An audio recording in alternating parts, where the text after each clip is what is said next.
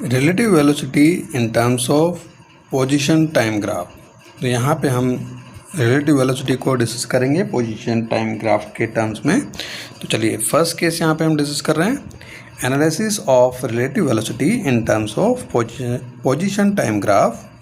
The relative velocity v21 is denoted by v2 minus v1, or we can say the relative velocity of object 2 with respect to object 1 may be 0, positive and negative. That means relative velocity v21 may be 0, positive and negative. So we'll discuss all of these cases. Okay, तो first case देखें, case first, when both the objects move with same velocity in the same direction. When velocities are same, in this case v2 minus v1 or relative velocity v21 will be equals to 0. So we'll get x2t minus x1t is equals to x20 minus x10. Okay, now we consider the velocities are v1 and v2 both are equal, and the value of both the velocities is given by 5 meter per second. Let's see the figure.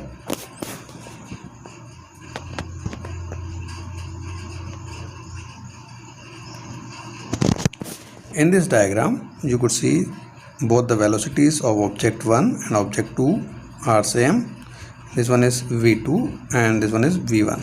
Okay, and we have given that the object's first position is x10 at time interval t equals to 0, and the object 2's position is x2 at time interval 0. That means initial positions are given.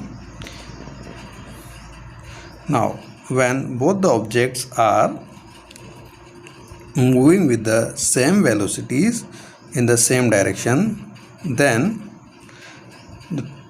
both the objects will remain parallel to each other, and the distance between them would be, if we consider x10 is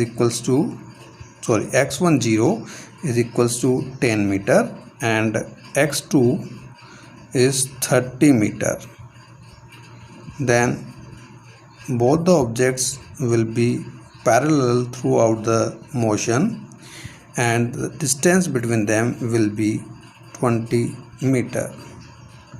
Okay, case 2, when v2 is greater than v1 or relative velocity v2 minus v1 is positive. In this case we'll get the relative separation x2t minus x1t increases by the amount of v2 minus v1 after every second. So the position time graph gradually moves apart as shown in the figure. Okay, again we are considering that in this case we have velocity v2 is greater than velocity v1. So in this case both the objects will move according to the figure. You could see first object's position will be like this and second one will be like this. Clear? And the separation between both the objects will increase when v2 minus v1 will increase. Okay, you could see when velocities are increasing, then separation between them is also increasing.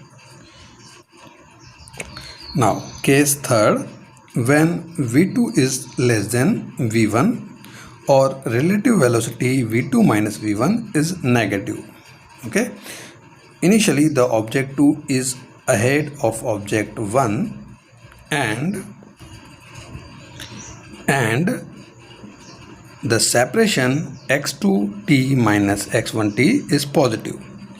The relative separation x2t minus x1t first decreases till the two objects meet at the position x1t is equals to x2t,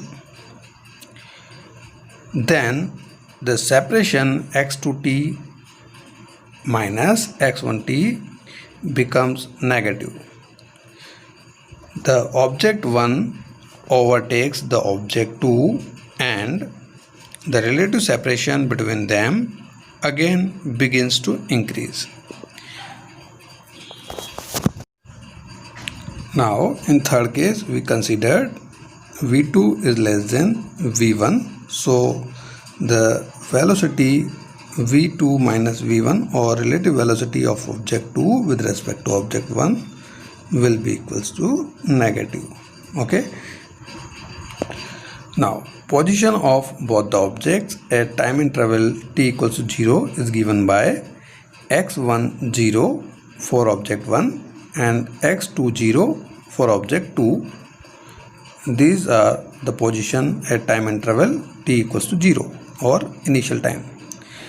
After some time they will meet at a point, okay, and before meeting the separation between them is positive. You could see separation between them is positive,